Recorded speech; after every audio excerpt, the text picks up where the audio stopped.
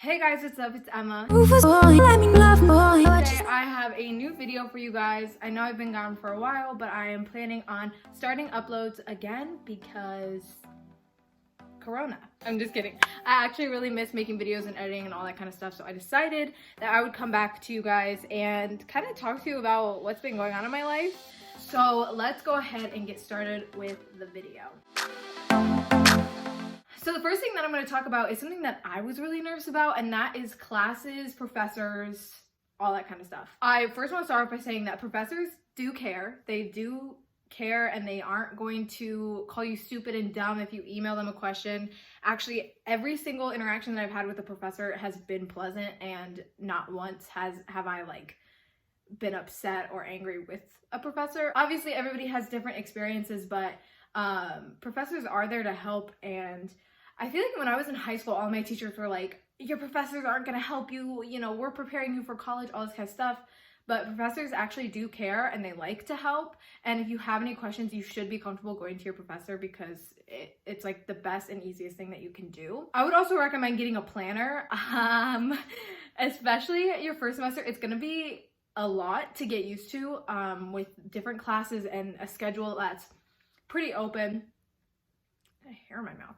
Ew. I will put a picture right here of my laptop, what it looks like on my desktop. Making a little schedule plan like that, I have all of the due dates on one side. I have the homework that I have to do for that week, and then my work schedule. So I have everything planned and laid out, so I know what I need to do for the week. It comes in really handy, especially if you have a planner. Use it. There are so many deadlines that I've missed because I wasn't writing it down in a planner or writing it down on my computer. And it's really, really easy to mix up a due date with something else. So I really recommend you getting a planner. It will save your life. I swear to God. Make time to study for your exams and everything like that. In high school, I feel like almost all of us can agree that we could get by without studying a lot for our classes because they weren't that hard. College does have more difficult classes, and sometimes you're going to be taking a exam in class. Sometimes you're going to be taking it at a exam testing center. So there's different formats of where, especially at my school, Iowa State. So just make sure that you are taking the time to study. And if you also want to try and balance that with your social life, maybe get a group of friends that are in the same class, or get a group of friends that aren't in the same class, but you guys can study at the same time and still get stuff done, but also have that social time. It's really important. And we did that a lot my freshman year. We would all come into our room and study together or do our homework, and then we would watch The Bachelor or something like that. Also, one thing I want to make note of, I was so concerned with finding my classes on campus, and I'll give you a little bit of life hack. If you go to a bigger university, like a public university like I did, a life hack for you is to go on the website and look up the campus map, and then search the building that your class is in, and they usually have floor plans of each of the buildings, and you can find the room that you need to find real easy. That's what I did every semester. I guess we only have 2 semesters, okay. Anytime I needed to find a new class, that's what I did. And I would, if I couldn't find the building, if I was worried about finding the building, I would type in the address on my Google Maps and it would take me there. Okay, so now we're gonna go into something like a subcategory of classes, which is the buses, which is how most people get around campus. I walked to a majority of my classes because my classes were in a building that was only a 5-minute walk, and it wasn't too bad. I didn't need to take a bus. A bus couldn't even get there. So it was easy for me to walk. But recently I've started to figure out the bus schedule because I had to come back to my hometown to go to my job. Buses are very confusing. I didn't use a bus the whole first semester by myself. I refused to get on a bus. I was so worried. They were so scary. Usually though, your school will probably have an app if it's a bigger university, with all the bus routes and all that kind of stuff, so you can figure it out pretty easily. It's not really hard to figure out. It's just you have to take the time to understand a bus route and all that kind of stuff. I guess for me it was hard, but that's also because I'm stupid, so who knows. I've also learned that it's better that you are early to a bus stop and wait there for 10 minutes than too late and you see it drive by. That's the worst feeling ever. It crushes you inside. Walking is okay too. Riding your bike is okay too. If you can make it to a class without taking the bus, do not feel pressured to take it, because you don't even need to, technically. You got legs, you can walk. Kind of along with like buses and like going to class and all that kind of stuff, whenever you leave your dorm, make sure you take your ID card and your key. Me and my roommate like never locked our doors, but sometimes we would accidentally lock it, or like we would lock it and not tell the other person, and then somebody's locked out. It's happened a few times, but there's also been times where I've been locked out of the building because I didn't bring my key card and they locked the doors. So it's very important to bring that stuff with you all the time. A lot of my friends, they kept it in the back of their phone case. That's what I did, like my first semester, that's what I did. Or you can get one of those sticky wallets that stick on the back of your phone and put it in there. It's just good to have it with you everywhere you go in case you get locked out, in case you need to take the bus somewhere. It's like an easy thing, but I always forget to take it anywhere. So I don't blame you if you forget it. So another thing that I was really worried about going into college was making friends, which like, I feel like everyone is nervous about that. So when everyone's nervous about it, it's kind of like, it's not a big deal. We're all nervous. We're all going to a new school. We're all like figuring out college at the same time. Like, it makes sense. So let's start with roommates first. Roommates, this is how I met mine. This is how I recommend you meet yours. So basically, I knew my roommate, Sophia. Here's a picture of us. I knew her. She went to another school like 10 minutes away from mine. And so I knew of her, but I didn't know her. So it was a good opportunity to get to know her, to be my roommate, and like see if we would room together.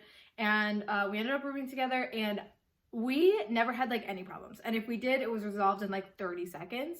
So I highly recommend, if you know of somebody who's going to the same school as you and they're not your best friend, but you know them, you're acquaintances, and you would be down to room with them, I highly recommend that you do that, because that way you're comfortable with them, you know who they are, but at the same time, you don't know everything about them, and you get to learn more and make new friends. So I got lucky in the instance where Sophia rushed, so she was at the dorm earlier than me. Like I moved in like a week after she did.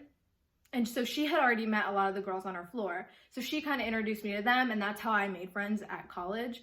My main friends were those girls and some of Sophia's sorority friends.